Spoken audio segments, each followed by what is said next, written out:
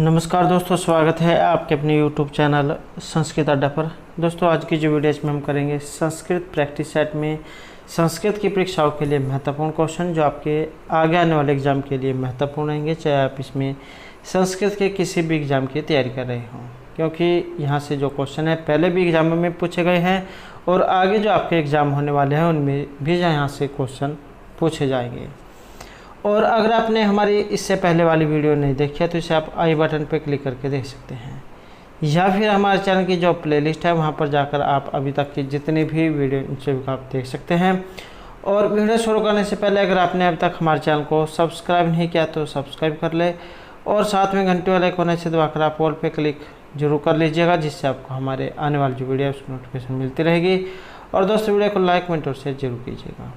और आप हमारा जो दूसरा चैनल है रीडिंग लाउड्स के नाम से इसे भी सब्सक्राइब कर सकते हैं, क्योंकि जब कोई नई वैकेंसी या इससे संबंधित महत्वपूर्ण अपडेट आती है तो इस चैनल पर हम डालते रहते हैं। इसका जो लिंक है आपको इस वीडियो के डिस्क्रिप्शन में मिल जाएगा, तो वहाँ से आप हमारे चैनल पर पहुँच जाओगे, या फिर जो आप रीडिंग लवर्स नाम से भी सर्च करके हमारे चैनल पर पहुँच सकते हैं। तो हमारा जो यहाँ पर पहला जो क्वेश्चन आया है ये कस्मिन् अग्रे शकुंतलां प्रति दुर्वासा अभिशापे लघुता अगम्यत। और यहाँ से ही आपको जो एकदम से याद आ गया होगा कि ये शकुंतला था विज्ञान शकुंतलम, जो वहाँ से ये लिया गया है। और ये जो अभिज्ञान शकुंतलम है महर्षि कालिदास जो उनके द्वारा रचित है, और महर्षि कालिदास जो है इनका समय माना गया है 150 ईस्वी पूर्व से 475 ईस्वी पूर्व। और अंकों की बात करें तो इसमें अंकों की संख्या 7 है। श्रृंगारस है इसमें, और महाभारत का जो आदि पर्व है ये इसका आधार ग्रंथ है। और बात करें यहाँ पर इस उक्ति की तो कस्मिन् अग्रे शकुंतलां प्रति दुर्वासा अभिशापे लघुता मायते। जब दुर्वासा ऋषि शकुंतला के घर पर आते हैं, इन जो कुटिया जब वहाँ पर आते हैं, और ये जो द्वार पर जब खड़ी होती है, लेकिन इनका जो ध्यान है ये अपने पति के ख्यालों में होता है। तब जो दुर्वासा ऋषि इनको श्राप दे देते हैं, और श्राप में क्या कहते हैं, विचिंतयन्ति यत् अन्यमान स तपोधनम न वेत्ति माम उपस्थितम समृश्यते त्वाम शयना बोधितोऽपि सन् कथाम परमतः प्रथमम। कि अरे अतिथि का अपमान करने वाली, जिसके ध्यान में इतनी मगन होकर तुम मुझ जैसे तपस्वी के आने की भी सुध नहीं ले रही हो, वह बहुत सम्मान दिलाने पर भी तुझे उसी प्रकार याद नहीं आएगा, या तुम उसे भूल जाओगी जैसे कोई पागल मुझसे अपनी पिछली बातों को भूल जाया करता है। क्योंकि उनका जो ध्यान है दुर्वासा ऋषि की तरफ नहीं जाता है, और क्रोधित स्वभाव को वैसे ही उन्हें माना गया है, तो वो उनको शराब दे देते हैं। तो ये शराब दे देते हैं, और जब उनका ध्यान उनकी तरफ जाता है कि ये तो भाई जो काम गड़बड़ हो गया, तब उसकी जो सखी है शकुंतला की सखी प्रियमदा, तब वे जब उसे मन्नत करती है, उनसे प्रार्थना करती है, और उसके बाद ही उनके श्राप में लघुता आती है।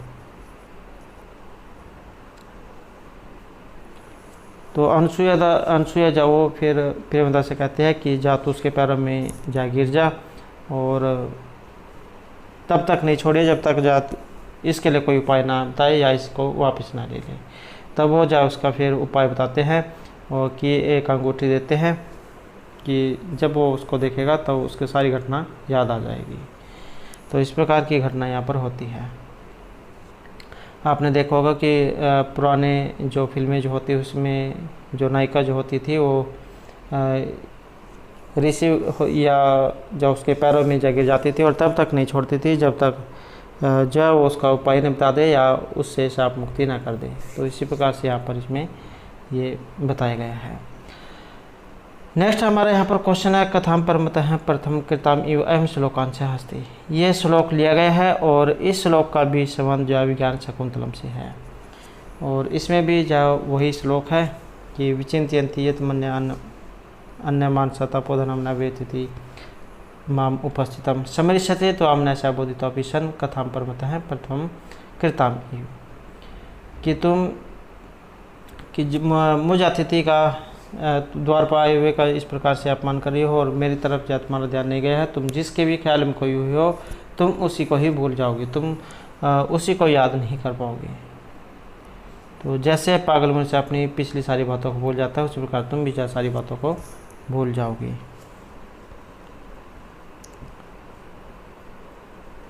परमत मतलब कोई मदमस्त या पागल व्यक्ति जो होता है, जैसे कोई परमत व्यक्ति होता है अपनी पूर्व की बातों को भूल जाता है, उसी प्रकार वह भी भूल जाएगा।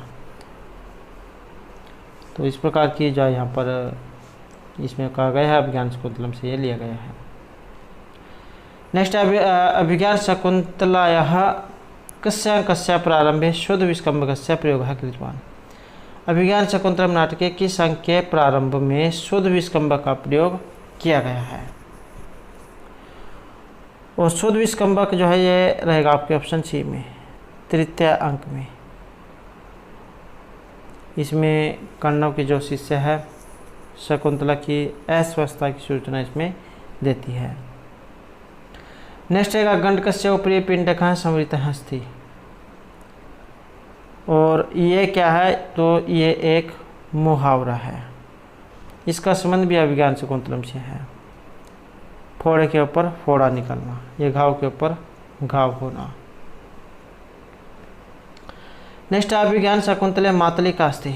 अभिज्ञान शकुंतलम जो है इसमें एक मातली आए हैं, और जैसे यहाँ पर मातली हैं तो इसके अन्य पात्र भी हैं, जैसे दुष्यंत, शकुंतला और महर्षि कण्व, और इसमें विदूषक जो इसका नाम मांडव्य है, मारीच ऋषि है, प्रियमदा, अनुसुईया, सानुमति, गौतमी, गौतम, सारंगरव, शार्दवत, और एक मातली, भरत, रावतक।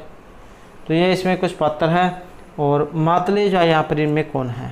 तो मातली जो है ये इंद्र के सारथी का नाम है। इंद्र का सारथी मातली जो है ये राजा दुष्यंत के समीप इंद्र का संदेश लेकर आता है कि दानवों के लिए इंद्र ने आपको बुलाया है। नेक्स्ट है दुष्यंतेन सह शकुंतलायाः विवाह संपन्ने तस्य सखीन अभवत्। जब शकुंतला का विवाह होने वाला था दुष्यंत के साथ, तब उसकी सखिया के जो हाव भाव हैं वो किस प्रकार के होते हैं, और यह देखकर उनकी जो सखिया है वो क्या हो जाती है? वो खुश हो जाती हैं, प्रसन्न हो जाती हैं। वो अभिज्ञान शकुंतलम से लिया गया है। नेक्स्ट क्वेश्चन है हमारा, दुष्यंतस्य मनः स्थिति ज्ञातुं मेनकया कस्य सखीं प्रेषितवान्। दुष्यंत राजा जो दुष्यंत हैं उनके मन की स्थिति जानने के लिए ये मेनका किस सखी को भेजती है? और ये भेजते हैं ऑप्शन सी सानुमति को। शकुंतला जो है ये राजा दुष्यंत के जो गुण थे उस पर मंत्रमुग्ध हो जाती है, और दुष्यंत की मनस्थिति जानने के लिए मेनका अपनी सखी सानुमति को भेजती है। मेनका कौन है? मेनका शकुंतला जो है इनकी वास्तविक माँ है, रियल माँ। नेक्स्ट अभिज्ञान आभरण दर्शनेन शापः निवर्तिष्यते इति मुक्ति कस्य अस्ति। जब दुर्वासा ऋषि जो है शकुंतला को शाप दे देते हैं तब वो कहते हैं कि एक अभिज्ञान दर्शन कि कोई अंगूठी या मुद्रा जो है उसको दिखाने से शाप से मुक्ति मिल जाएगी। तो यह जो उक्ति है ये दुर्वासा ऋषि की है। एग्ज़ाम में कई बार उलझाने के लिए जो है कुछ और भी दिया जा सकता है, तो दुर्वासा ऋषि आपने याद रखना, क्योंकि इन्होंने जो इनको श्राप दिया था। नेक्स्ट क्वेश्चन हमारा, पातुम न प्रथमे वेश्यति जलम। इयम उक्ति है अभिज्ञान शकुंतले केन कथितम। ये श्लोक है उसके अंदर से लाइन ली गई है। पातुम न प्रथमे वेश्यति जलम युष्मासुया पीतेषुया न दत्ते प्रियम मंडनापि भवताम स्नेहेन या पल्लवम आदेह व कुसुम परशोति समय यस्या भवति उत्सव है स इयम याति शकुंतला पतिगृहम सर्वे अनुज्ञाताम। कि शकुंतला क्या है? ये प्रकृति की पुत्री है, और प्रकृति पहलू होने के कारण जो आश्रम के जो लता वृक्ष पशु पक्षी के साथ उनका क्या है, बहुत ज़्यादा प्रेम है, स्नेह है। और वह पहले वृक्षों को जल पिलाकर जल पीती थी, पहले पेड़ पौधों को पानी देती थी, उसके बाद ये अपने आप जल को ग्रहण करती थी। और अलंकार प्रिय होने पर भी स्नेह के कारण वह उनका एक पत्ता भी नहीं तोड़ती थी। और उनके प्रथम पुष्प उद्भव के समय पुत्र उत्सव मनाती थी, जैसे कोई नया फूल खिलता था तो वो जब उसका उत्सव मनाती थी। तो पातुम न प्रथम विशति कि जो पेड़ पौधों को जल पिलाने के बाद ही स्वयं जल पीती थी। तो यह उक्ति यहाँ पर कही गई है। और इस उक्ति का जो संबंध है ये महर्षि कण्व से है। कण्व आ जाए चाहे काश्यप ऋषि आ जाए, बात एक ही है। नेक्स्ट अभिज्ञान शकुंतलम नाटक से उत्स मूल है। ये जो अभिज्ञान शकुंतलम जो नाटक है, ये इसका जो मूल जो है ये कहाँ से लिया गया है, मूल ग्रंथ कौन सा है जहाँ से ये लिया गया है। और इसका जो संबंध है तो ये महाभारत से है। यहाँ पर केवल महाभारत दिया गया है। क्वेश्चन को टफ बनाने के लिए ये भी पूछ लिया जा सकता है कि जैसे महाभारत है 18 पर्वों में है, और जो 18 पर्व है उनमें से किस पर्व से ली गई है। तो आदि पर्व जो है वहाँ से ये ली गई है, महाभारत के आदि पर्व से।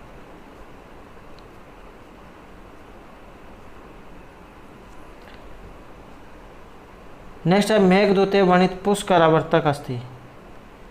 ये जो मेघदूत जो है इसमें एक पुष्कर आवर्तक आया है। और ये जो पुष्कर आवर्तक जो यहाँ पर शब्द आया है ये इनमें से किन के लिए इसका प्रयोग किया गया है। और इस शब्द का जो प्रयोग तो यहाँ पर एक ऑप्शन ए में मेघों का जो कुल है उससे इसका संबंध है, इसमें से ये लिया गया है।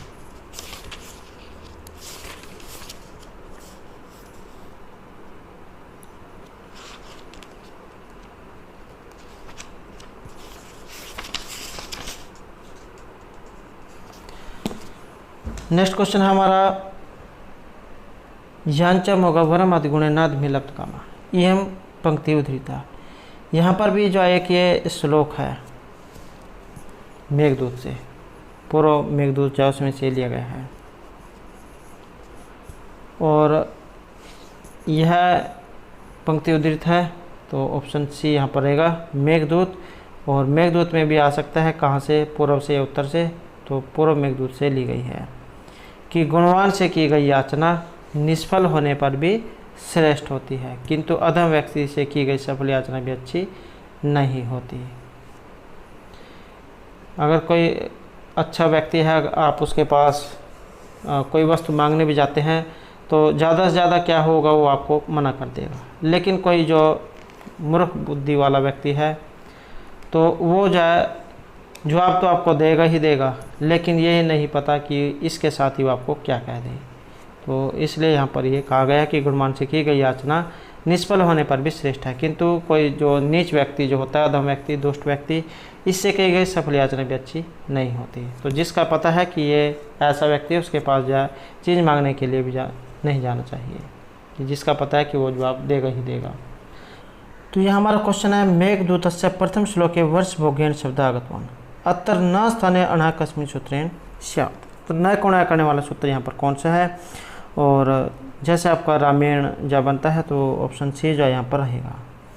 और इसके साथ जो है एक सूत्र ये कुमति चाय भी यहाँ पर जब बताया गया है तो आपने कमेंट करना है कि इसमें सही कौन सा आएगा, क्योंकि अटकुप वांग जो है ये भी न को अणा करता है।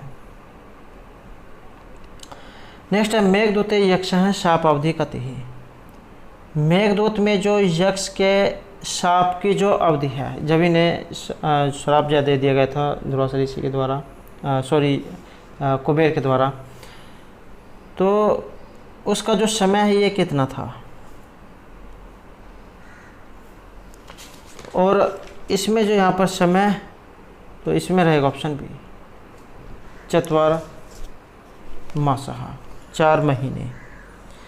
तो इनको जो काम दिया गया था सुबह सुबह फूल चढ़ाने का, तो अपनी कर्तव्य निष्ठा का पालन न कर सकने के कारण कुबेर ने यक्ष को 1 वर्ष के लिए अपनी प्रिय पत्नी से अलग रहने का श्राप दिया था और प्रिया के विरह से व्यथित उस कामुक यक्ष ने रामगिरी पर्वत पर 8 महीने व्यतीत किए थे और उसमें से जास के 4 महीने रह गए थे। तो 4 मास यहाँ पर सही आंसर रहेगा। नेक्स्ट है मेघदूतस्य यक्षिणी शाप दिवसानाम गणना केशाम कृतवान। यक्ष की जो यक्षिणी है, जब यक्ष को श्राप दे दिया जाता है, दोनों अलग अलग हो जाते हैं, तब वो जो दिन जो बिताती है तो वो किस से गिन गिन कर बिताती थी। पुरानी फिल्मों में देखोगा आपने, नायिका जो होती थी वो दीवार पर जो लाइनें लगाती थी अपने प्रियतमा से, जितने दिन गुजर जाते थे तो उतने दिनों वो लाइनों को काटती रहती थी। तो इसी प्रकार से यहाँ पर ये जो दिन जो बिता रही थी, दिन जो काट रही थी, तो उसकी गणना यहाँ पर बतानी है और ये है पुष्पों के साथ। नेक्स्ट क्वेश्चन है हमारा कांतोदंत है पर्यायास्ति। ये कांतोदंत यहाँ पर आया है, इसका पर्यायवाची शब्द कौन सा है? और इसका जो यहाँ पर पर्यायवाची शब्द है तो ये ऑप्शन सी में रहेगा, प्रियतमा के वृत्तांत से। उत्तर मेघ जो है वहाँ से ये लिया गया है।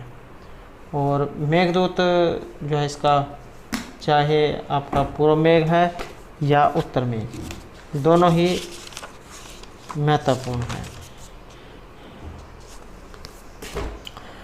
नेक्स्ट आएगा हमारा दुर्योधन से। दुर्योधन है कुरु प्रजा प्रसन्न कर्तुम, यह विशेष व्यवस्था में करोति से संबंधित है, तो उसका संबंध है। और इसका जो संबंध है तो ऑप्शन बी में रहेगा, सिंचित व्यवस्था उन्नति कारणम, अर्थात सिंचाई व्यवस्था जो था उसे उन्नत करने से। नेक्स्ट क्वेश्चन है मखेश्वर खिन्नोन्मत है पुरोदशाधीन होती हव्येन हिरण्यरेत्सम। प्रस्तुत श्लोकांश हिरण्यरेत्सम पदस्य तात्पर्य अस्ति। यहाँ पर भी जो है एक ये श्लोक है और श्लोक के बीच में से ये लाइन ली गई है। अब क्या होता है, श्लोक जो होता है उसके बीच में से ही लाइन को ले लिया जाता है क्वेश्चन को टफ बनाने के लिए। और क्वेश्चन किस प्रकार से है कि सह यौवराज्य नव यौवन उद्धतम निधाय दुःशासनम निधशासनम मखेश्वर खिन्नोन्मत है पुरोदशाधीनोते हव्येन हिरण्यरेत्सम, कि वह दुर्योधन बिना आलस्य के धार्मिक कार्यों को भी पूर्ण श्रद्धा तथा पुरोहित की आज्ञा के अनुसार संपन्न कर रहा है। दुर्योधन की आज्ञा का कोई भी उल्लंघन नहीं कर सकता। अतः दुर्योधन ने अपने छोटे भाई दुःशासन को युवराज के पद पर नियुक्त करके तथा स्वयं पुरोहित की आज्ञा से धर्म कार्यों का भी आचरण आरंभ कर दिया है। वह अग्नि प्रज्वलित कर पुरोहित के आदेश अनुसार विभिन्न बहुमूल्य हवनीय पदार्थों के द्वारा यज्ञ में आहुति अर्पण करने लगा है। इस प्रकार दुर्योधन रणनीति के गुणों से तो संपन्नता ही, साथ ही साथ उसने धर्म का आचरण भी पुरोहित के निर्देश के अनुसार आरंभ कर दिया है। तो यहाँ पर इसका जो अर्थ है ये ऑप्शन बी में रहेगा, देवता से। जब वो हवन करता है तो अग्नि को तृप्त करता है। नेक्स्ट है हमारे यहाँ पर किरातार्जुनीयम ग्रंथे कस्य विशेष चमत्कार दृश्यते। किरातार्जुनीयम महर्षि भारद्वाज के द्वारा जो रचित है और महर्षि भारद्वाज का अर्थगौरव के लिए जाना जाता है। तो इनके ग्रंथ में किस विषय के चमत्कार यहाँ पर बताए गए हैं? तो यहाँ पर एक ऑप्शन भी है, भारद्वाज उन्हें अर्थगौरव के लिए जाना जाता है और नारियल के फल के समान इनके वचन माने गए हैं।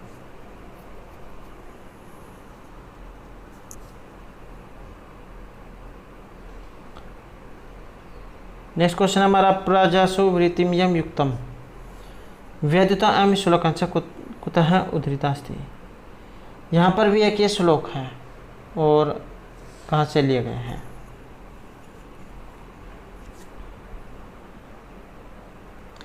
और इसका जो संबंध है तो ऑप्शन ए में रहेगा, किरातार्जुनीयम जो वहाँ से लिया गया है प्रथम सर्ग से। इसमें जो है महाराज युधिष्ठिर द्वारा नियुक्त वनेचर हस्तिनापुर के प्रजा विषयक वृत्तांत को जानकर युधिष्ठिर के पास आकर वहाँ के वृत्तांत का वर्णन करता है। तो किरातार्जुनीयम से ये संबंधित है। नेक्स्ट है भभूति है आश्रयदाता नरे सस्य नाम आसित। महर्षि भभूति कुरनस का कवि इनको माना गया है, उत्तरामचरित इनके द्वारा रचित है।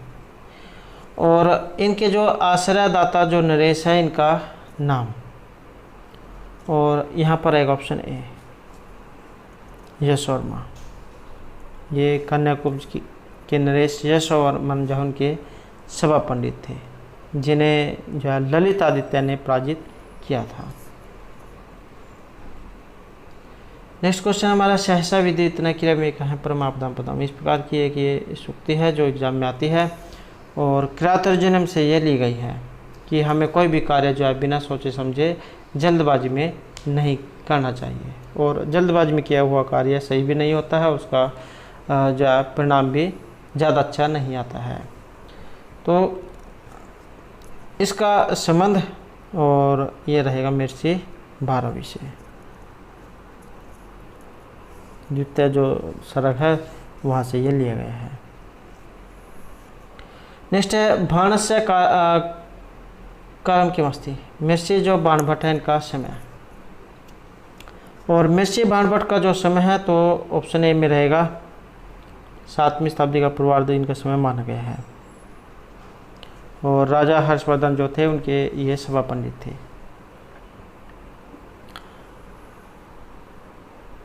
और ये जो राजा हर्ष जो इनका राज्याभिषेक माना गया है अक्टूबर 606 ईस्वी में, और मृत्यु 648 में। तो हेनसांग जो है चीनी यात्री इनके समय में भारत आए थे, और इनके अनुसार 629 से लेकर 645 ईस्वी तक इन्होंने भारत भ्रमण किया था, भारत का दौरा किया था, और वह हर्ष के निकट संपर्क में भी थे। तो बाण का जो समय है ये 7वीं शताब्दी ईस्वी का जो पूर्वार्ध है ये माना गया है। नेक्स्ट है ऐश्वर्यम तिमिर अंधत्वम अयम कथनम कस्य ग्रंथस्य उद्धृतः अस्ति। तो यहाँ पर भी एक ये शब्द आया है, और इसका संबंध इनमें से किस काव्य से कहाँ से लिया गया है, और इस शब्द का प्रयोग हुआ है शुकनासुपदेश आधारित कादम्बरी में, जो महर्षि बाणभट्ट के द्वारा रचित है। और इसमें क्या कहा गया है कि ये जो ऐश्वर्य रूपी तिमिर अंधत्व अंजन रूपी शलाका के उपयोग से भी दूर नहीं किया जा सकता। तो वहाँ कादम्बरी जो उसमें से ये लिया गया है। और गुणाढ्य की वृत्त कथा जो इसका आधार ग्रंथ है कादम्बरी का, और 2 खंडों में बटी हुई है, पूर्वार्ध और उत्तरार्ध में, क्योंकि पूर्व भाग जो है महर्षि बाणभट्ट ने स्वयं लिखा था, और उत्तरार्ध भाग जो है उत्तर का जो भाग है इनके पुत्र के द्वारा इसको पूर्ण किया गया था। नेक्स्ट है लब्धापि दुखेन परिपाल्य थे इधम कथनमस्ति। प्राप्त होने पर भी दुख से जो है इसको पालन पोषण किया जाता है या इसका रख रखाव किया जाता है। तो इस प्रकार का यहाँ पर भी जो कथन आया है ये आपने बताना है, और ये है ऑप्शन ए शुकनास का। बाणभट्ट के द्वारा जो रचित है कादम्बरी वहाँ से ली गई है। लक्ष्मी चाहे प्राप्त होने पर भी अति कठिनाई से रक्षित होती है।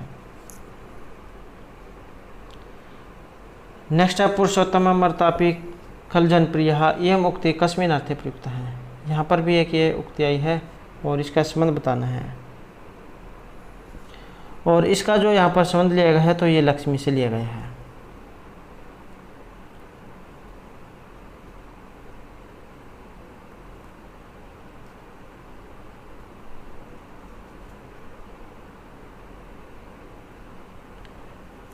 कि सर्वोत्तम व्यक्ति से प्रेम करने वाली है, फिर भी दुष्टों की प्यारी है। नेक्स्ट है शुकनासोपदेश अभिनय नाम गृह किम ना अस्ति।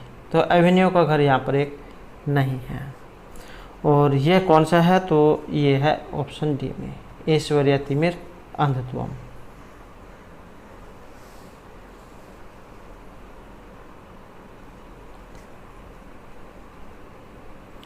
नेक्स्ट क्वेश्चन हमारा सूजन है खलु भृत्यन कुंभक है स्वामी निर्धन को अपि शोभते पिशुन है पुनः द्रव्य गर्भिता दुष्कर है खलु परिणाम दारुणा।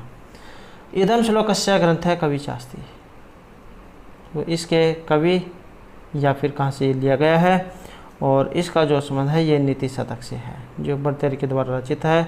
और शतक त्रय के लिए इनको जाना जाता है क्योंकि इन्हें 3 शतक लिखे थे, नीति श्रृंगार और वैराग्य शतक। और मुक्ता काव्य जो उसके अंतर्गत ये आते हैं। नीति शतक जिसमें 111 श्लोक बताए गए हैं, श्रृंगार में 103 और वैराग्य में 111। नेक्स्ट है विद्या विहीन पशु एवं उक्ति कस्मिन् ग्रंथे संबंध अस्ति। विद्या जो होती है इससे रहित या विद्या से हीन व्यक्ति है वो पशु के समान माना गया है। ऐसा पशु जिसके पूंछ और सिंग सिर्फ नहीं है, बाकी और जाओ काम सारे पशु के समान करता है। तो इसका जो संबंध है ये भी आपके नीति शतक से है। मिर्ची भर्तृहरि जो है इन्होंने विद्या को सबसे उत्कृष्ट धन बताया है और कहा है कि विद्या से विहीन मनुष्य पशु के समान है। नेक्स्ट है प्रारब्धम उत्तम जनान प्रतियजंती। यहाँ पर एक जो अच्छा व्यक्ति और बुरा व्यक्ति उसके बारे में बताया गया है। जो उत्तम जो व्यक्ति होता है, अच्छा व्यक्ति, सज्जन व्यक्ति, अगर किसी काम को करने लग जाता है या उसे कोई काम दिया जाता है तो तब तक उसे नहीं छोड़कर भागता जब तक वो काम पूरा ना हो जाए।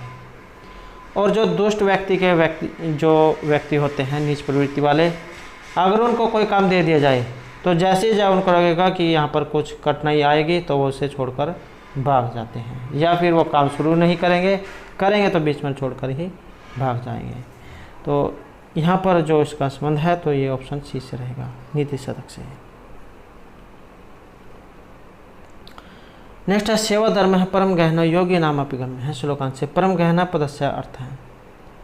तो परम गहना जो यहाँ पर आया है इसका अर्थ क्या है? सेवा धर्म जो होता है वो बहुत ही कठिन कार्य है और योगियों के लिए भी आसान नहीं है। तो यहाँ पर परम गहना जो शब्द है इसका अर्थ और इसका संबंध है ऑप्शन डी में, असंभव। मुनि लोग भी इसको नहीं निभा पाते तो साधारण मनुष्य की तो बात ही क्या। सेव धर्म जो उसके बारे में यहाँ पर बताया गया है कि सेव धर्म जो है ये बहुत ही कठिन होता है और योगियों के लिए भी अगम्य है। नेक्स्ट है नीति शतक अनुसारम सभयाम कस्मिन् उपाय मूर्ख सब मूर्खताम निगुह्यम शक्नोति।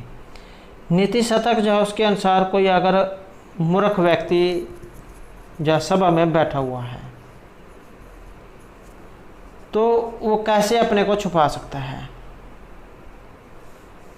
एक साइड में इंटेलिजेंट बच्चे बैठे हैं, एक साइड में मूर्ख व्यक्ति बैठा है। वो मूर्ख व्यक्ति तभी तक इंटेलिजेंट जो कहलाएगा, तभी तक जो चतुर कहलाएगा जब तक वो अपना मुंह नहीं खोलेगा।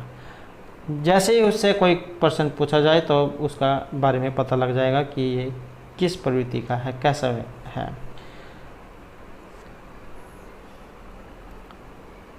तो देखने में जब बगुला और हंस एक समान दिखाई देते हैं, इसी प्रकार कौवा और कोयलवा भी जो है सेम दिखाई देते हैं। लेकिन जैसे कौवा अपनी कहाँ करेगा तो उसके बारे में पता लग जाता है कि ये कौवा है और ये कोयल है। तो ऐसे ही मूर्ख व्यक्ति है, मूर्ख व्यक्ति भी अगर सभा में बैठा हुआ है तब तक ही वो अच्छा कहलाएगा जब तक अपना मुंह नहीं खोलेगा। जैसे उसने अपना मौन तोड़ा तो उसके बारे में पता लग जाएगा कि एकदम से उसने मुंह से कुछ ना कुछ ऐसी बात जरूर बोलनी है जो जिससे उसकी मूर्खता के बारे में पता लग जाए। तो इसी प्रकार से ऑप्शन सी यहाँ पर रहेगा, मौनपूर्वक। नेक्स्ट है मूर्धीन व सर्वलोकस्य श्रीयते वन एव। यहाँ पर एक मूर्धीन शब्द आया है, इसका अर्थ क्या लिया गया है? और इसका जो अर्थ है ये ऊपर से लिए गए हैं। जैसे फूल होते हैं, फूल क्या है, ये तो आप मंदिर में जो है भगवान के चरणों में इन्हें अर्पित करते हैं, या फिर ये क्या वन में जाकर मुरझाते हैं। जैसे कोई जंगल में कोई पेड़ है, उस पर फल भी लगते हैं, फूल भी लगते हैं और उनको कोई नहीं तोड़ता है, वो वहीं पर मुरझा जाते हैं, खराब हो जाते हैं। तो इसी प्रकार यहाँ पर बताया गया है कि जैसे फूल के गुच्छे या तो सिर पर चढ़ते हैं या फिर वन में मुरझाकर बिखर जाते हैं। वैसे ही मनस्वी पुरुष की दो गति होती है, या तो वह समाज में सर्वोन्नत स्थान को प्राप्त करते हैं या फिर समाज से दूर रहकर वन में अपना जीवन बिताते हैं। नेक्स्ट है प्रोत्पीड़े तटाकस्य परिवहन प्रतिक्रिया पूरा शब्दस्य अर्थास्ति। पूरा शब्द का यहाँ पर अर्थ लिया गया है और यहाँ पर भी एक श्लोक है, उसके अंदर से ये लाइन ली गई है कि प्रोत्पीड़े तटाकस्य परिवहन प्रतिक्रिया शोके क्षोभे स हृदयम प्रलापे एव धार्यते। उत्तरामचरित वहाँ से ये लिया गया है जो महर्षि भभूति के द्वारा रचित है। और इस श्लोक में क्या कहा गया है, तालाब जब ज़्यादा बढ़ जाता है तब उसका जो पानी जो होता है उसकी दीवारों को तोड़कर बाहर आ जाता है। तो उससे अच्छा क्या है, पहले ही उसके लिए जगह बना दी जाए कि तालाब जब लबालब भर जाता है तब बांध तोड़कर उसका पानी बाहर निकाल देना ही बचाव का सुगम उपाय होता है। इसी तरह से अत्यंत शोक शोभित व्याकुल मनुष्य के हृदय को अश्रुपात ही विदीर्ण होने से बचा लेने का एकमात्र उपाय है। जिस किसी को दुख होता है अगर वो थोड़ा सा रो ले, उसकी आंखों में से आंसू आ जाए तो उसका मन हल्का हो जाता है। इसी प्रकार से यहाँ पर तालाब जाए इसके बारे में बताया गया है। अगर वो पूरा भर जाए तो उसकी दीवारों को तोड़ देना ही बेहतर होता है। तो यहाँ पर जो इसका अर्थ जो है ये ऑप्शन रहेगा बी में, जल वृद्धि से। ये आपने देखा होगा कि जैसे बांध जो बनाए जाते हैं, जब उनका पानी का जो स्तर है वो रेड निशान से भी ऊपर चल जाता है तब उसके सारे बांध खोल दिए जाते हैं।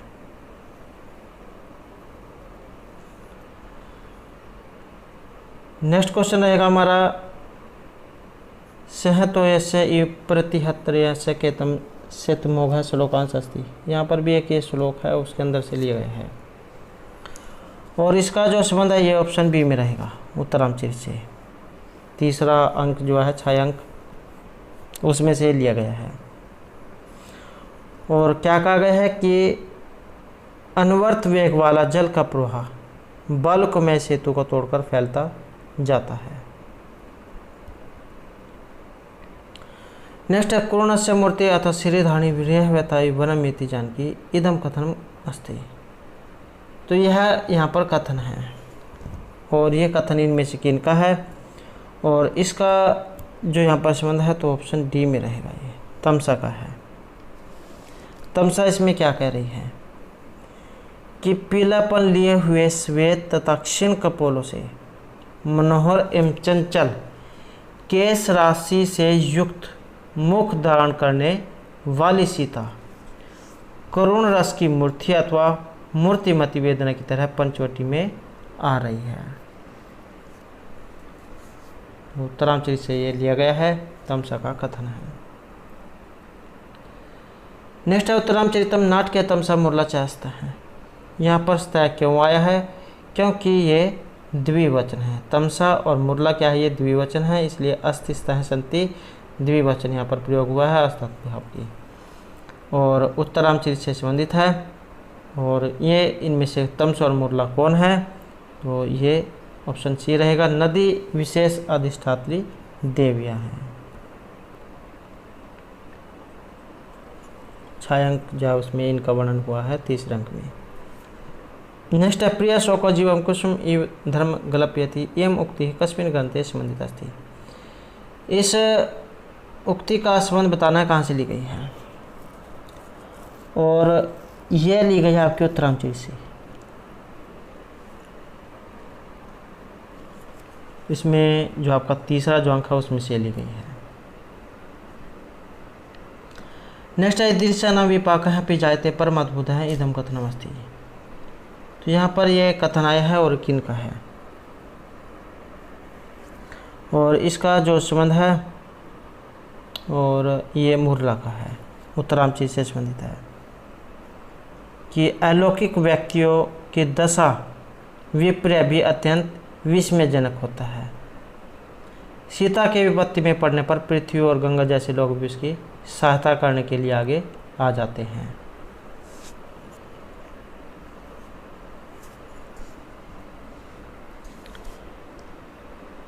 नेक्स्ट है अंतःकरणतत्त्वस्य दंपत्यो स्नेह संश्रयात् आनंद ग्रंथिरेको अयमपीति पठ्यते। यहाँ पर अपत्यम शब्द आया है, तो इसका अर्थ इनमें यहाँ पर क्या लिया गया है, और इसका अर्थ लिया गया यहाँ पर संतान से।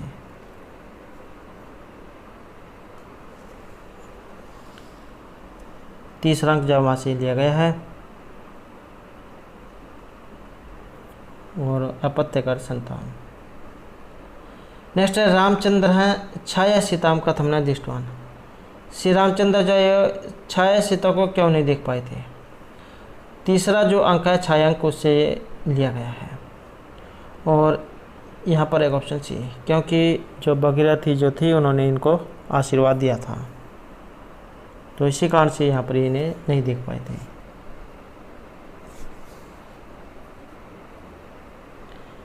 नेक्स्ट क्वेश्चन है हमारा छायांक से मुख्य उपजीव्यम अस्ति। ये जो छायांक जो है इसका मुख्य उपजीव्य इनमें से कौन सा है।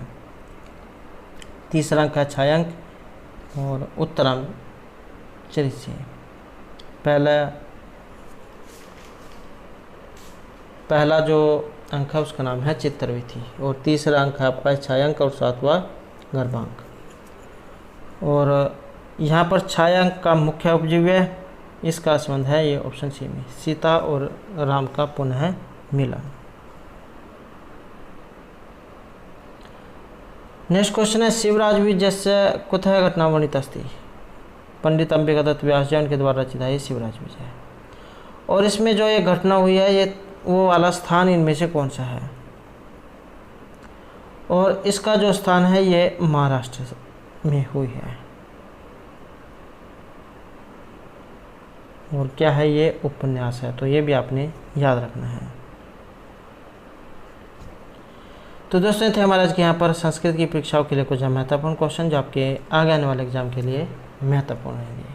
और दोस्तों हमारे साथ अंत बनाने के लिए धन्यवाद।